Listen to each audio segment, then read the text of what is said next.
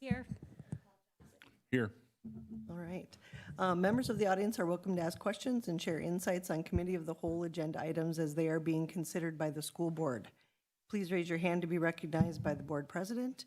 You are asked to come to the microphone so that everyone can hear your question or idea.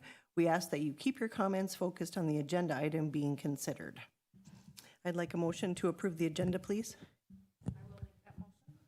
I'll second. All in favor?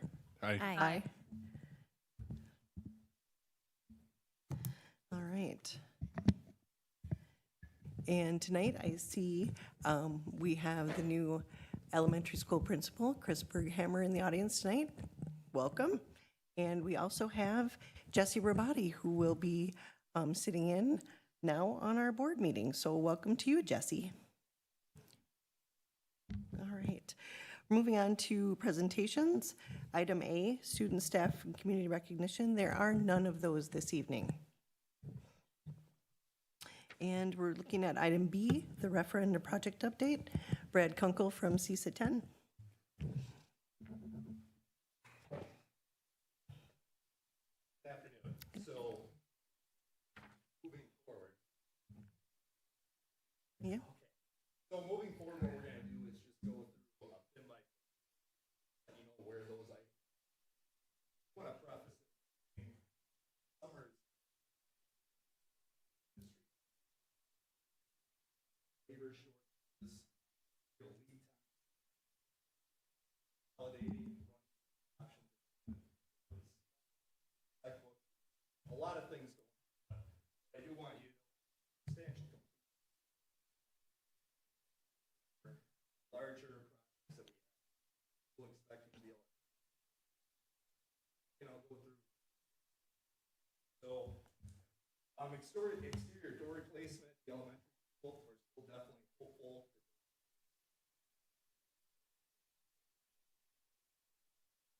Hopefully we have no full facility.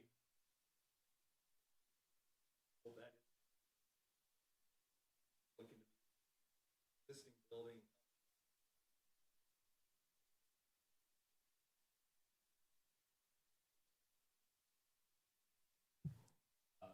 Flooring replacement, we have a vast majority is along with that's starting this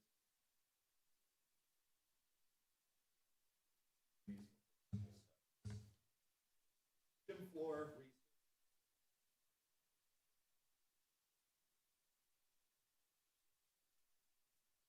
replacement, that is one project scheduled for this summer.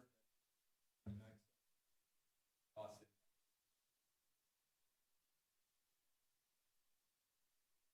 Cafeteria and 4K classroom located in the office. Running into a couple of scheduling delays there, but it's fully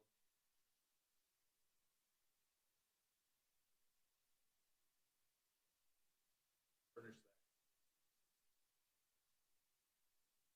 Upgrade a bottle fill station, bit of a leak there, but as well. Electronic signage itself was expected to put in next year.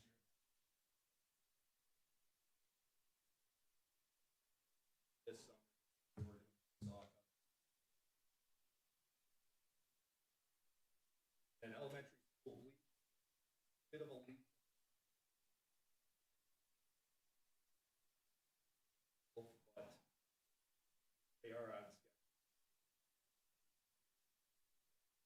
Two electronic signage, so that's more over this. Restroom picture replacement, they're looking at that. This is that works in place starting next. Office, small demolition, and run into a couple of scheduling items there.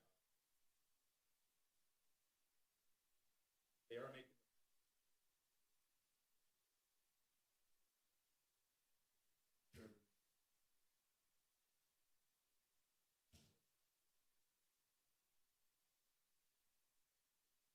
turning that area over before school out at the end of next year, so school can start to furnish that space as well. Replacement of exterior doors, again, as we're tracking that lead time, we're hoping for the end of the worst case that might be. Replacement of exterior caulking.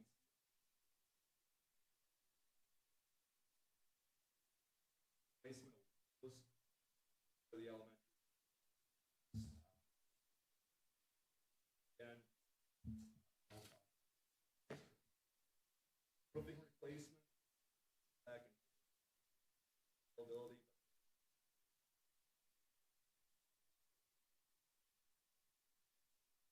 Schools, gym, flooring replacement, flooring,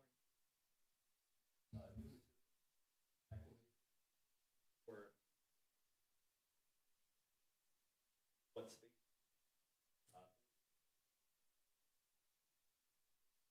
Flooring replacement, there.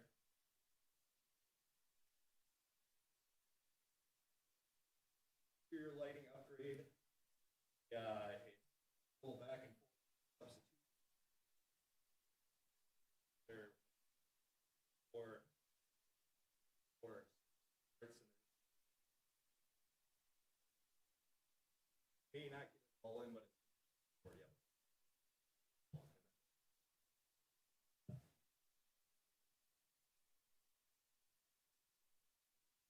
Replacement of handfuls, gym.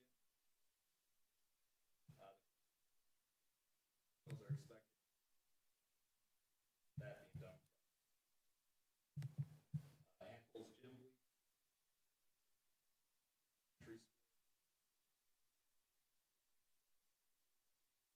Did move forward with painting the handfuls, gym. Walls. That work has started.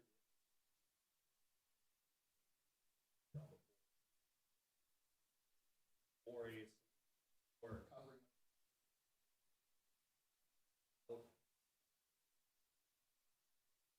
It really doesn't work to don't have fall off.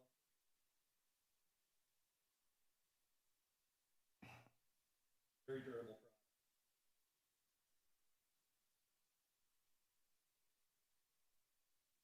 product. Then over at the high school, main entrance, we're gonna go at the vestibule, that's parking lot upgrade, that's probably done prior. And last is gonna be all emergency gen.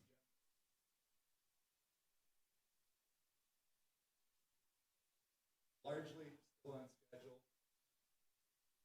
So to be, but questions? Any que- Would you talk a little bit about the process that'll be used in terms of how the small gym at the middle school will be knocked down and how that rubble will be moved out of the area? So they will have trucks on site as they're bringing down rubble, all that will sit in construction. Nothing will take place out. Dusting. But as they're taking it down, disposal and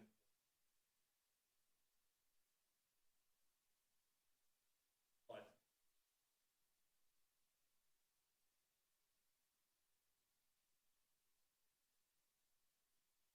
has been good to see that playgrounds currently.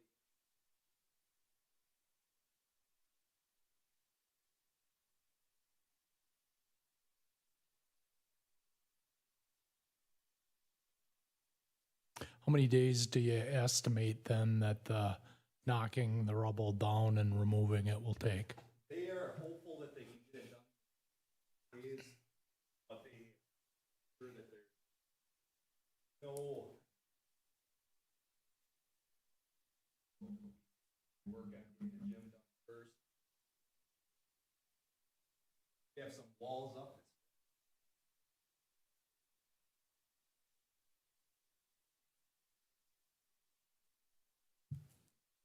Does anyone else have any questions for Brad? Okay, thank you very much. You too. All right, so we will receive and place that information on file. All right, we're moving on to item C, discuss an increase in FTE for 4K coordinator, early childhood special education teacher. Dr. Aslan? A year ago, you approved a reduction in full-time equivalency for the person in this position, going from 1.0 FTE to 0.8. Caseloads, projected caseloads for the fall are back up. So what we will ask the board for permission to do is issue an amended contract to that individual for taking them back to 1.0 FTE, and they are in agreement with that. Are there any questions? Okay, so do we have consensus to move this to the regular board meeting to issue a revised contract going from 0.8 FTE back to 1.0 FTE for the 21-22 school year? Yes. Yes. Yes. Okay. All right. And item D, update from the district nurse. So Sarah Hamilton is not with us this evening. She has been heavily involved with the Safe at School plan that we'll talk about a little later on this agenda, and also has a kind of a year and recap document for you for the 2020-21 school year, which is later in this agenda as well. Okay. I suggest if you have any questions regarding the information from Mrs. Hamilton, that you contact her directly. And if nothing further, we're going to receive and place that information on file. Yes, Paul? Can I ask a question? Has Sure. everyone else lost their internet or just me? I've good? got it. Yep. Okay, Yep. good enough. I'll try it again. Okay. All right. All right. So we're going to, item D, we're going to receive and place on file. All right. And item E, discuss the connectivity fund appropriated in the American Rescue Plan Act of 2021. Mr. Miller?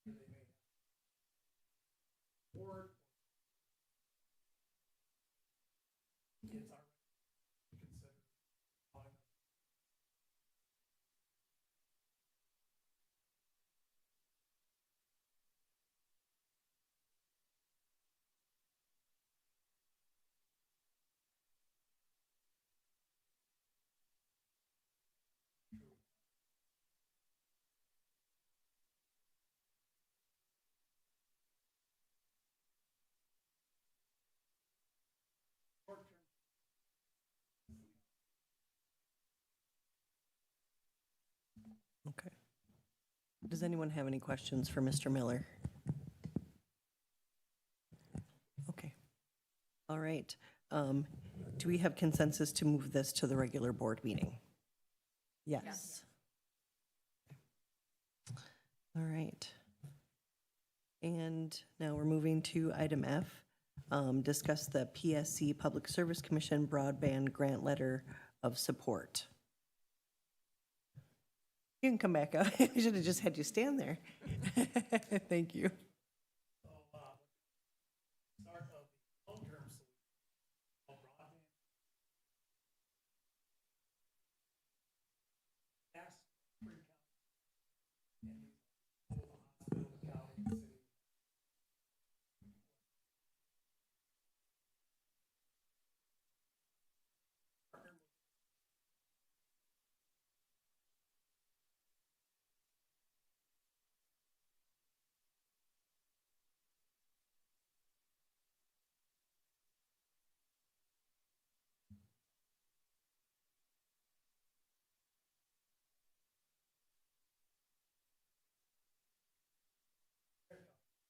What they're asking for is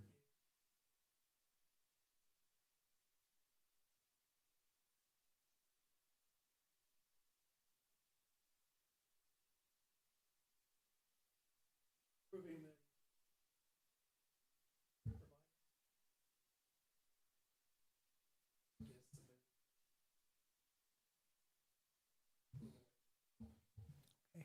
Any questions? Okay. When you say support, does that mean we are supporting it or we're financially supporting it? they are just their initiatives, there's no financial district. This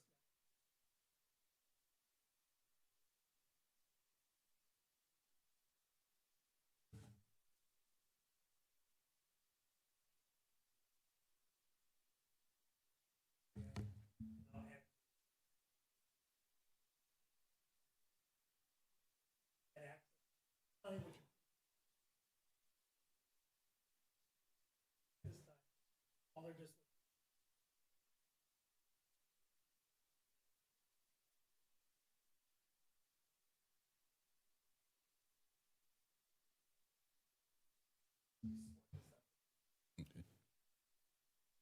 Any other questions? Okay, so I am looking for consensus to provide a letter of support. Yes. Yes. Okay. Thank you. All right, we're moving on to item G, discuss the fall 2021 Safe at School Plan. Dr. Aslan? The fall 2021 Safe at School plan is, it provides an update on our Rails reopening plan that we had in place during the 2020-21 school year. You'll see much of it is carried over from that previous plan. We've incorporated parent and staff feedback that we received last year through the school perceptions COVID surveys, and also a lot of lessons learned from last year, as well as professional and regulatory guidance on this plan. It really structures around a 2-level attendance plan, the normal level and the elevated level. Normal level day-to-day operations, similar to what school looked like before COVID-19, with some added safety measures in place. In-person learning is the standard operating mode in the normal level. Remote-only option is provided on a very limited basis for students in grades 3 through 12 in the normal level, and the principals have worked up some protocol so that there's a standardized application process and decisions then made at the building level on remote only. Again, looking at that as a very limited option. Certainly, students that receive support under an individualized education plan or IEP or a Section 504 plan such decisions would be made using the team process there. Elevated level provides for a broad range of responses based on what local health conditions are. In the 1.0 version of our plan and the 2.0 version, the school board determines the attendance level. Our district policy, 8450.01, personal protective equipment, PPE, during pandemic or epidemic events, our student handbooks, and our SASD employee handbook used during the elevated level to guide the use of PPE. And so with that, our recommendations that we bring forward is that we would ask that that you cast this forward for consideration for adoption at next week's regular meeting, and that we'd look for you to direct that based on current conditions, that the fall 2021 school opening take place under the normal level. Any questions for Dr. Aslan? On that, excuse me, on that limited basis of remote learning, will we make sure that those standards are met if they are going to, if in that rare case, remote learning, that their standards and grades and stuff, if that's not coming in, is there something in place to address that issue? That's a great question. So, we would really look at that at a couple of points in the process.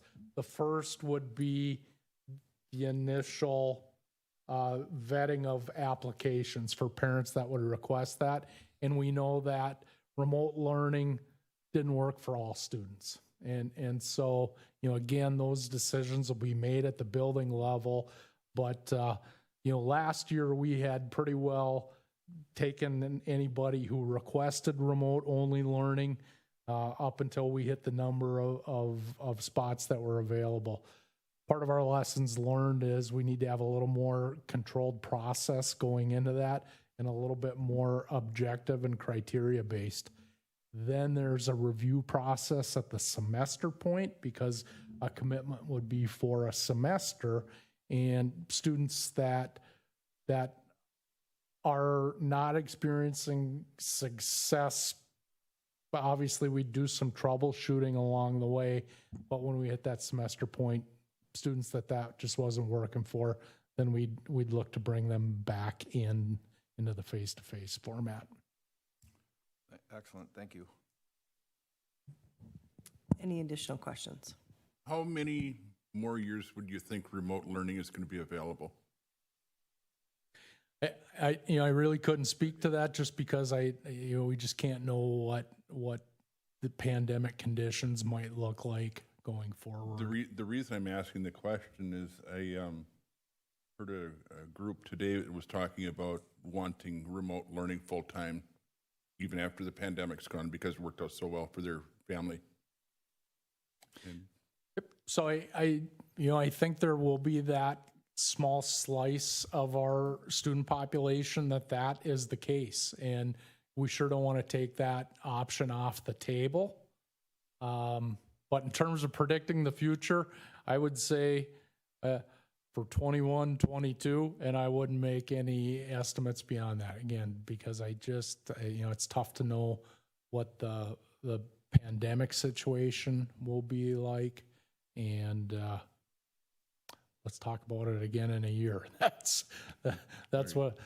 sorry, that's not a great answer. what I'm saying is that some people really like the remote learning even after the pandemic's gone. Right. Any further questions? All right, so we are looking for consensus to move to the regular board meeting for adoption at the normal level beginning September of 2021 school year. Yes? Okay. All right. And item H, discuss the Neola policy update 8390, animals on district property. Now, everybody did get a chance to read those. read that policy. Any questions? Dr. Eisen, do you have anything else to add? There's been some interest, not just in Spooner, but in schools across the country of more involvement of animals as just part of the educational environment. So just know that this policy update is based on some feedback that we've received locally, but also has been vetted by our insurance company, the law firm, and Neola. So we cast this one forward after listening to the input that we received and doing careful vetting. Any questions regarding this policy? Okay, I'd like consensus to move this to the regular board meeting for the first reading, please. Yes. Yes? All right. And item I, discuss the 2021-2022 academic standards. So annually, in the month of July, public schools across Wisconsin, school boards are asked to identify the standards that will be used for academics for the upcoming school year. So for the Spooner Area School District for 2021, 2022, we'd look at our math standards are our district standards. English language arts are our district standards. Science, the next generation science standards, and social studies are district standards. Any questions? Is science, that's the only one that's not district standards. Is there a difference between next generation science standards versus the district standards? So the district's been operating under the next generation science standards. It's about 2016. And with our schedule for developing curriculum, a district curriculum will be developed during the 21-22 school year. Thank you. Any further questions? All right. Then I would like consensus to move this to the regular board meeting for adoption. Yes? Yes. All right. All right, and item J, discuss the 2020-2021 District Health Services Report. Mrs. Hamilton provided us with an intricate, detailed report that I want to commend her for doing that process. It gave us a really good insight as to what happened last year, what they got completed last year, what they're moving forward to this year. And so I just wanted to add that, I think it's great that she provided this information to us to give us that insight as to what their department actually went through last year during that COVID process. Are there any questions regarding that report that she had given to all of us? Okay, if there aren't any questions, I'd like to receive and place that information on file. All right, moving on to item K, discuss the reestablishing the Spooner High School honor roll. So just to give everybody a little bit of insight here, for quite a few years, there was honor roll published and shown middle school and high school level.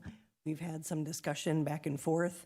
It hasn't been a practice in the district for the last, is that 5 years? Is that correct? Not a regular practice. 5 years.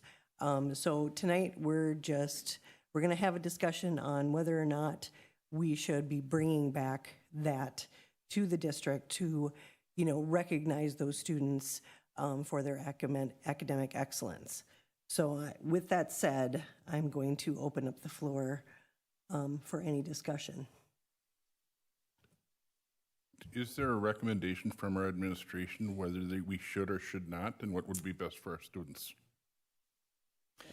So at this point, the administration is prepared to provide a recommendation that that the board would direct the administration to draft a plan for a middle school and high school honor roll, and bring that back to be presented at the February 2022 COW meeting for consideration for implementation in the fall of '22. And that would be the extent of the administrative recommendations at this time. So the administration does or does not have a recommendation whether or not we should or should not have an honor roll is what I'm going to ask. The administration does not have a recommendation on that at this time. What the recommendation is that the administration would work on a plan, bring it back for consideration in February. Mr. Schurz, do you have anything to add? Or any insight as to? Darn it. You thought you were going to get away with this one, didn't you? Okay. So it goes back to the beginning.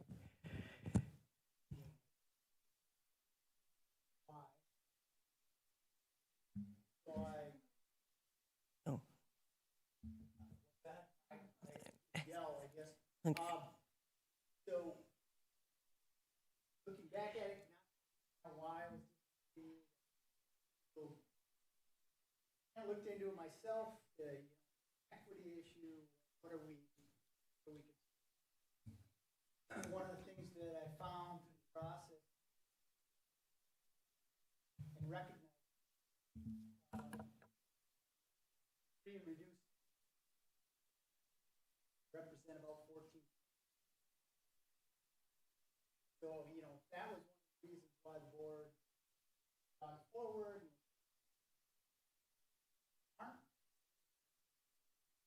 To that equity issue, this that come from a lower socioeconomic background, but at this point there is a disparity that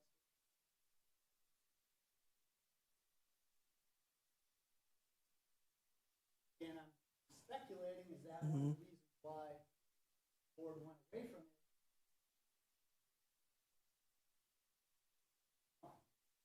Only concern, are we bringing up something that was dealt with before, passion, this could starting it up again, and I think we're looking at it. Mhm. Sure.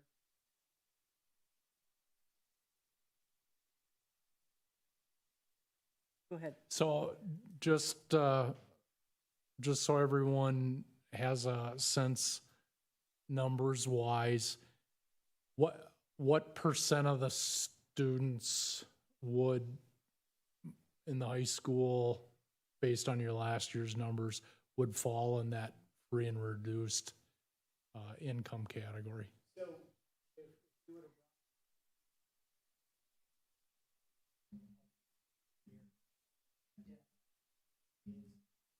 have from that.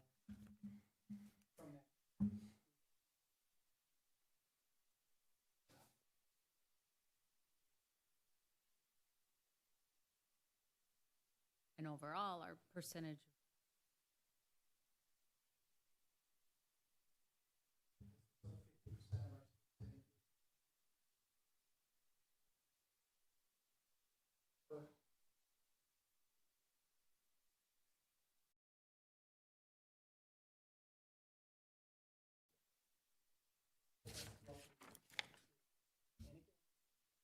Can recognize that. We have a lot of work to do. Something, that's our fun. To really reach out. Right. Just trying to speculate of why. First place, Yeah. box. Oh, And from the research I did as well, from any of the policies, I did not see anything in there that would clearly identify and separate those students as to you're not, you are. I don't think that that is something that, from what I dug through and looked through and policy read, there was an actual, aha, this is why we stopped doing that. So, that's where, I think that's where the disparity and the confusion comes in. And so I don't know if Mr. Johnson or Mr. Melton have any other insight to that? Well, I can tell you why it happened. It happened because of a former administrator that caused havoc in our district. And I know that that did not pass. And I know that we have honor roll published as late as March 6, 2019. I know that it hasn't been consistent. And I believe that was more not because of anything with the board. I think it's more over because of the turnovers that we've had in our district, and that there was so much stuff going on that just happened to be one of the things that, in Slid my through opinion, there? slid through the cracks. We did change the elementary school, that some of that stuff changed up to 6th grade, if I remember right, but don't quote me on that. And then the middle school, I think, was changed, and I couldn't give you the year, but the high school, if I remember correctly, was never adopted to the new grading, to a different sort of grading or taking away the honor roll. Okay, okay. My thought is that I don't understand how an honor roll could be helpful to those students that are coming from that equity disadvantaged location, when you just said we had 58 students on the honor roll, of which only 8 were from that group. That clearly separates these groups of students. And I don't know if separating students publicly is helpful to that lower group, because in reality, my belief has always been that lower group is the one that we should be really helping to get up to that higher group, but making it a public recognition is really not the role that I feel that we should be in as a school district. I believe we should be here to educate and do whatever it is to help those students learn, but separating them publicly and posting things publicly for the community to see and all their neighbors up and down the street to see, I don't believe is helpful to that group of students. It might be helpful to that higher achievers or the student that came from a higher socioeconomic background that maybe has parents that are doctors, lawyers, that maybe are college educated, that have internet service in their home, have 2 parents. All these things come into that factor as to what helps our students learn. And obviously, as a district, we know that some of our students are really struggling in those areas, but to identify them publicly, I think, is harmful. So the questions we have to balance is, how helpful is it by having an honor roll, and what harm are we doing by having the honor roll? And I don't think that we as a district should be in a position to do any harm at all. Mrs. Jimson? How would that identify those people, though? If I read the paper and saw names in the paper, how does that identify that they're lower class than others? It doesn't. It gives them a name. It doesn't tell their GPA. It doesn't do anything. It says, these are the kids who are in the A honor roll. These are the kids on the B honor roll. It doesn't tell me if they're a social, how would I know that? Mm-hmm. You And- don't know that. And how would you know that, Susie from Street B is different than Cindy from Street A? You don't know that. And it isn't any different, or clearly any different to me, or my opinion, that we recognize staff. So are we separating our staff and saying the ones that are doing good, we're not gonna ever recognize them anymore because, we forgot to mention so-and-so on his staff. So are we making them feel bad publicly because they're not getting recognized for something they did well? I don't see the correlation there. And the fact that, I guess my next thing is so if we want to make it equal, so now we're discriminating against our kids that are doing really well? That's not fair. Well, fair isn't equal. That's right, it's not. Fair is So not why equal. does it matter? It's not You equal. can have a seat, Mr. Schurz, if you'd like.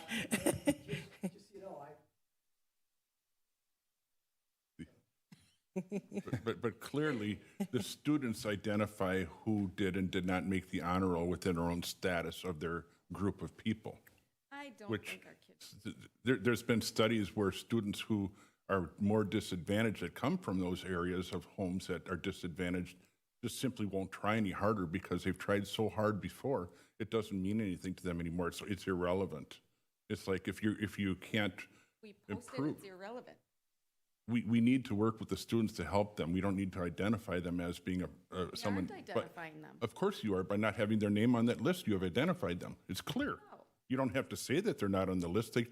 Everyone notices they're not on the Not, list. but, Paul, why is it that just because their name isn't on the list makes them in an economic situation that's less than the one that's No, an what AC? I'm saying is that whether that, what status they come from determines the ability to learn. That's It's not not as always easy true. for certain students to learn because they have all these issues that they have to overcome at home that it has nothing to do with what's happening in this building.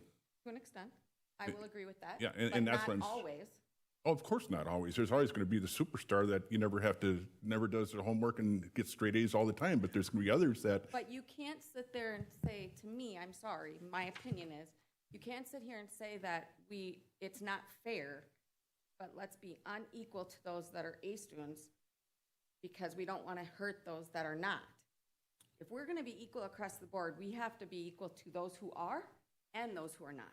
what I'm saying is that you're labeling them in the community, which is not necessary, and it's not something that we as a school district really should be doing, because what you're doing is you're labeling the overachievers, and you're also labeled the underachiever We'll never put in the because they're not paper- on that list, and that's not our role in the community. Then we should never put on the paper a wrestler who does awesome. Yeah, so how is that We any should different? never put a football player who did amazing.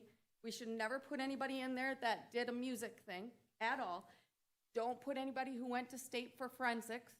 Those are students that. None of that stuff. That's a different group of people. Not Those fair. are, No, no, it isn't. those, That doesn't- those that- are students that chose to put themselves over and above their normal school education to get involved in those. What I'm saying is that No. students that go to school don't have the ability to, Some of those students who go to school that have A's are also the students who are football players, who are forensics and they've people, chosen to be there. I agree with that. Mr. Melton? Well, we came up with this and worked a lot of hours on our strategic plan. And I know that we have compassion on those kids of some of those learning disability because I've been in talking to a lot of people who work with those kids, and I know some of those kids personally. But our priorities are to advance student achievement, and sometimes that's by recognizing, and that's why we started our whole meeting tonight with A, student, staff, and community recognition. We do that because we want to recognize when people are doing well. I know a certain student right now, he didn't make captain. He was a little upset about that. You know what? Because I know that kid very personally. It was good for him because he knows that he has to go and work harder. Spooner has a tradition of recognizing some high achievers, and this school district has produced some incredible students academically. And I would say during some of their journeys, part of that was some of the ups and downs, but part of that is recognizing them and the community recognize them, whether it's published in the paper. And if they don't want to be, what I like is they have the option to opt out, so their picture, their name does not go in the paper, doesn't go anywhere, for those who don't want to be recognized. But it's important to recognize our staff. It's important to recognize our students. And if it's academically, awesome. If it's music, awesome. If it's sports, awesome. If it's a spelling bee, awesome. There is, I like what one coach from Spooner said, it's an 80-20 rule. If you have 80% of your kids doing super well, it elevates that bottom 20. And the same is if you have 80% of wild, high flyer kind of kids that are keep you busy, which having coached wrestling, that was a lot of times we had some highly active kids. What happens though is if you have 80% that are just trouble and always pushing the boundaries, it also does the same thing to 20% of those other kids. I think what we have is just we have a differing of philosophy, but I know part of looking at our mission statement, our vision, our values, priorities, one of the things that we have this student staff recognition, all part of this was all part of because we came up with the strategic plan that we worked hours and hours and hours on. So I think what it does is come down to we have different ways of looking at it, but I think it's important that we don't stop there, because then where do you stop on this train? No more recognitions, no more putting stuff in the paper, no more online stuff.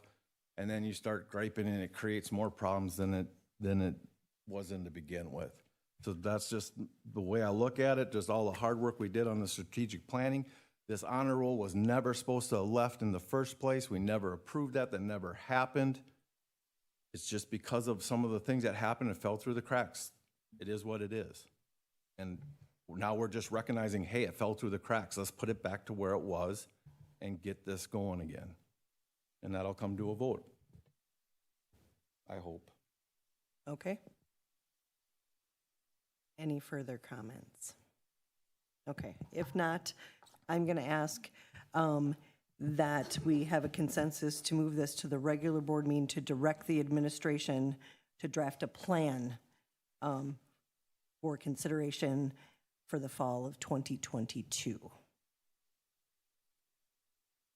I'm going to ask, are we directing them that we're going to do it? That's the We're vote I'm directing them to asking come up again. with a plan to come back to the board with. That's what we are directing them to do. Okay, Is to make a plan so that it can be consecutive with middle school. I know they have a difference in grading, and high school. So that was the way it was before it ended, and we're asking them to give us a plan to put that back in place for the fall of 2022, to move that to the regular consensus, to move that to, okay, can we? Yes. Do we have a consensus? Yes. Okay. All right. Thank you. All right. We're moving on to item L, discuss the 4K Head Start Memorandum of Understanding with Community Development Institute. Dr. Aslan? Community Development Institute is the interim agency that's been assigned the Head Start and becomes our de facto 4K partner. Those relationships require a memorandum of understanding between the two parties. And this draft that you have is very, very similar to the one that the board approved with the Indian Head Community Action Agency back a few years ago when we stood the 4K program as a school program up. All right. So any questions regarding the memorandum of understanding?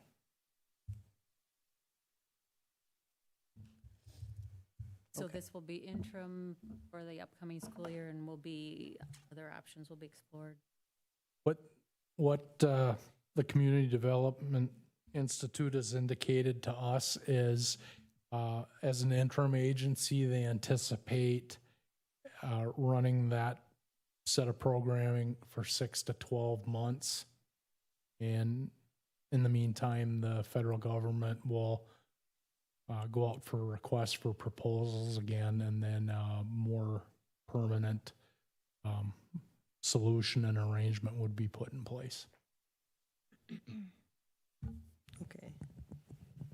Any further questions? All right. I'm looking for a consensus to move this to the regular board meeting for approval of the memorandum of understanding. Yes. Yes? yes. Okay. All right. All right, now we're moving on to item M, discuss the sale of the handicap accessible van. Dr. Aslan? We have a 2011 Ford Econoline 250 handicap van. It's a low mileage vehicle, 9,500 miles on it.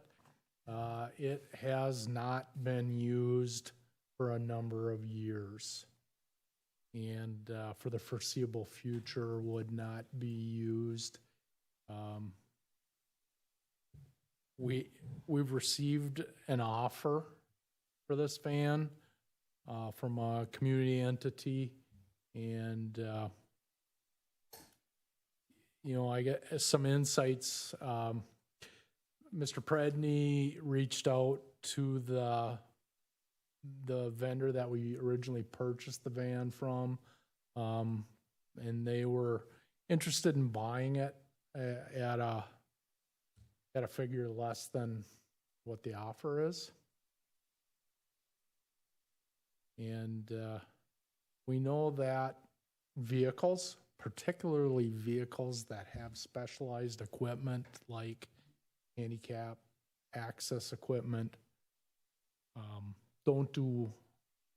doesn't do much for their condition to sit outside of a building for years on end. So in the meantime, we pay for insurance, we pay for licensing. The district students get no benefit out of it. So the administrator recommendation would be to approve the sale of that van. Any questions? Yes. Okay. I spoke with you earlier today, and my concern is this. We have a policy 7310, that states that our administrator is authorized to dispose of obsolete property by selling it to the highest bidder, by donating to the appropriate parties, or by proper waste removal. That would mean if something's just junk, you have the authority to throw it away, and I respect you for that. My concern on this is that this is a vehicle, and there is a Wisconsin surplus auction that you can go on right now, and there's a whole list of school districts that have property for sale, which includes vehicles, wood lathe from their shop, air conditioning units, all sorts of property that is available for the public to bid on. And I feel that in order for us to get the fair market value for what our van is, we should at least put it out for bids. I respect that somebody wants it, and I respect that they made an offer. But this board has never sat and discussed the disposal of this piece of property. It's not like we directed the superintendent to dispose of it, get rid of it. We really did instruct him to send it out for bids if we want, and that's what I would hope that we could still do. And we might get more, we might get less, but really it comes down to what is our policy and what is fair market value. The individual that wants it for 10 might be able to buy it for 5 on this auction site if that's all it goes for. But I think that we're going around way of doing things that I just kind of says, I don't, the airplane was different. But I mean, even the city of Spooner, when they go to sell a fire truck, they put it in the local newspaper and say, fire truck for sale, who wants to buy a fire truck? Right, and. Why can't we do that? Yep, and going over policy 7310 today, this afternoon, the district administrator is authorized to dispose of obsolete instructional and other property by selling it to the highest bidder. And the only reason why this is really coming before the board this evening is because it is for $10,000. And so that is requested to come before the board if we are doing anything $10,000 or more. But looking at it, I don't believe we're going against the policy. And so after reading it over and over, we are giving the district administrator that authorization. And so I don't believe we're in violation of policy number 7310. Can you explain where this $10,000 comes? Because there's a price in here that says items with the fair market value of $5,000 or less. It refers to that, but I don't see anything in here referring to $10,000 on this policy. Maybe you guys somewhere else. But it also talks about fair market value here. So I can speak to the $10,000 figure. That has been an operating norm within the district, certainly as long as I've been here, that any transaction, not just sale of surplus property, but transactions, unless previously approved by the board, come to the board when they hit that $10,000 figure. So that is why we are seeing this on the agenda this evening, correct?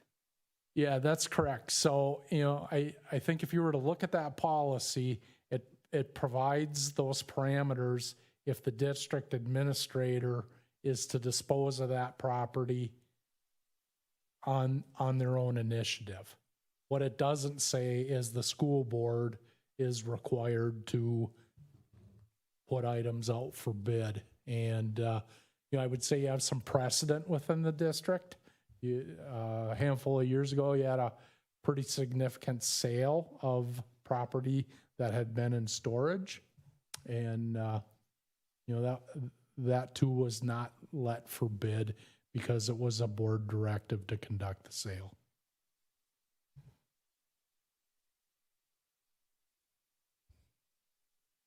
Any further questions or comments? Okay, I'm going to ask that we have consensus to move this to the regular board meeting. Yes?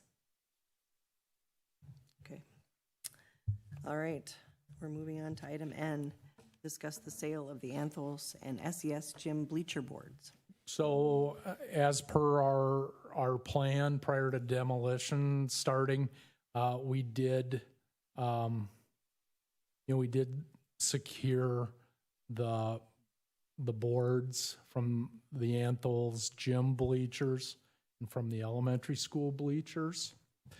And there's quite a few of them, somewhere between 750 and 1,000 are the estimate. And they're of varying length. Most of those boards are a Douglas fir that you certainly would not see used in that sort of application anymore. There's been a significant amount of interest in purchasing bleacher boards from community members. Individuals, people that the Anthos gym in particular really has some sentimental value to, all the way up to contractors that would look to purchase them to use for construction applications. And if you've been out to buy lumber recently, prices have really gone through the roof. So Mr. Predney and I did some research, got some input. The district does have some costs tied up in just securing and salvaging and storing those items. And, it's personnel cost, it's transportation cost, and facilities cost. So what the recommendation would be to accommodate just the large number of people and entities that have interest is that the board would approve the sale of bleacher boards for $10 a piece and direct a couple of sales to be held during the summer months. We do want to, we'd seek to move those items out during the summer, and we know that interest is high, so that's the recommendation. So my question is, if interest is high, and I think for nostalgia's sake, why the $10? Why aren't we asking for more then? Well, we certainly could. We certainly could. That's a lot that would go out for bids, and what I would caution is I had a previous experience in another district where we salvaged some really similar boards, and the highest bid was very low, and it was not worth the effort. So, yeah, that the $10 figures arrived at based on input that we received from the contractor that did the demolition, the flooring contractor, and also the CISA 10 folks. So that would be a fair price. I guess that's what I would characterize that as. Certainly you would not buy those boards for $10 at a lumber yard. No. Well, but at the same time, if you bought them at a lumberyard, they wouldn't have holes every 3 feet either. Exactly. And also, we look to get these gone too, so that we're not storing these for an exuberant amount of time and they're just sitting there. So I think it's giving people the opportunity to have a part of history for a lower price, and it gives them something to keep as a keepsake. Just Mr. Milton? two questions. One would be, will there be a limit so that somebody just, first person through the door says, I take them all? Yeah. I just, then it would defeat the purpose of, The nostalgia and. and Okay. as much interest. So I mean, I understand after 2 days, then sell it all or whatever. I get that. Or, yeah, and the other question is if there was a certain amount that the shop, I mean, maybe we're trying to recover some of that cost, and I get that. But also if there was some that maybe the shop teacher would want to use for some special projects. Just a thought, just an idea, but I want to make sure that everybody who's interested at least has a shot. They have so many. I know there's a lot of them, but it'd be a bummer for somebody to just say, I want them all, and then people don't have that opportunity. I think a way that we could get around that would be just to say they're available starting August 1st through the 15th, and you have a limit of 20. And after the 15th, then you could open up and say a limit of 50. Yeah, absolutely. And we'd see how the sale is going at that point. Absolutely. That would be a way to limit and still give people enough to have a project at home. Any further discussion? Okay, so do we have consensus to move this to the regular board meeting? Yes. Yes. Okay. All right. And we're moving on to item O, discuss the physical therapy service RFP. So our contract for physical therapy service in the district has come to an end. And as we have done with contracts that do not have a clause for an automatic renewal within them, we have put these types of things out for a request for proposal. So what we would look for tonight is consensus to go out for request for proposal. So Mr. Hopke would put that out immediately with the intent that we'd get any proposals back and be prepared to make a recommendation to you in the month of August for physical therapy services as we roll into the new year. Any questions? Have our needs changed, or is it pretty much the same proposal that we've done in the past? Mr. Hopke? Thank you. Okay. Thank you. Okay. Any further questions? Okay, so I'm looking for consensus to initiate a request for proposal and solicit bids for PT services from the local providers. Yes. Yes. Okay. All right, then we're moving on to item P, the 30, 60, 90-day planning cycle. And of course, all of you have been able to look at that information. Any questions? All right, we're going to receive and place that on file. And then moving on to item Q, financial update. You've all had a chance to look at that. Dr. Eslin? Financial update for the month of May. Yeah, you can see the beginning balance in the checking account, $5,017,904.14. Total income was $578,251.61.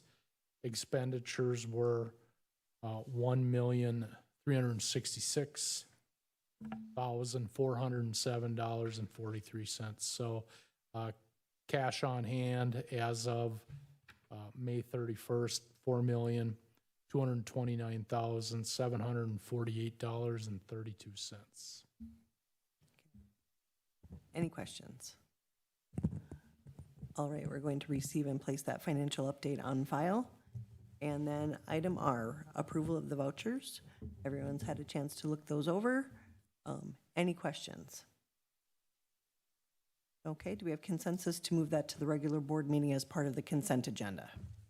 Yes? Okay. And I'd entertain a motion to adjourn. I'll make that motion. I'll second. All in favor? I Aye. Opposed? Meeting